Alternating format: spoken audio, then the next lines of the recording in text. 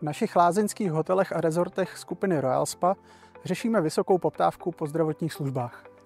Tu se snažíme našim klientům poskytovat inovativním a atraktivním způsobem a právě proto využíváme moderní technologie, jako je virtuální realita, která zvyšuje efektivitu našeho personálu a zároveň zachovává kvalitu poskytovaných služeb. Institut lázeňství a balneologie je první a jediná veřejná výzkumná instituce založena v roce 2019 Karlovarským krajem. Jedním z hlavních cílů je objektivizace, prokázání efektivity lázeňské léčebně rehabilitační péče. Proces získávání dat je ovšem problematický. Narážíme jak na nedostatek zdravotnického personálu, tak i na neochotu některých lázeňských zařízení absolvovat tento poměrně složitý proces.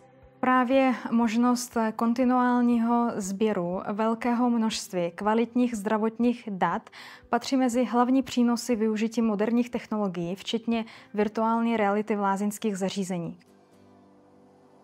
Naším dlouhodobým cílem je nasazovat moderní technologie tam, kde to dává smysl. To znamená tam, kde pomáhají a mají přidanou hodnotu. Proto musíme reflektovat zájmy nejenom zdravotnických institucí, ale zároveň výzkumníků. Zjednodušeně být co nejlepším partnerem pro obě strany. Díky naší technologii virtuální reality dokážeme být plnohodnotným pomocníkem v rámci terapie. Dokážeme tak nejen posouvat hranice cvičení klientů a pacientů zdravotnických zařízení, ale zároveň i měřit objektivně data a ty pak vyhodnocovat v rámci účinnosti terapie. Abychom nezatěžovali náš personál zbytečnou byrokracií, využíváme moderní technologie, jako je virtuální realita, s vysokou mírou automatizace sběru dat pro objektivizaci naší péče. Celý systém je navržen tak, abychom dokázali efektivně sbírat a šířit nejlepší znalosti a zkušenosti z praxe.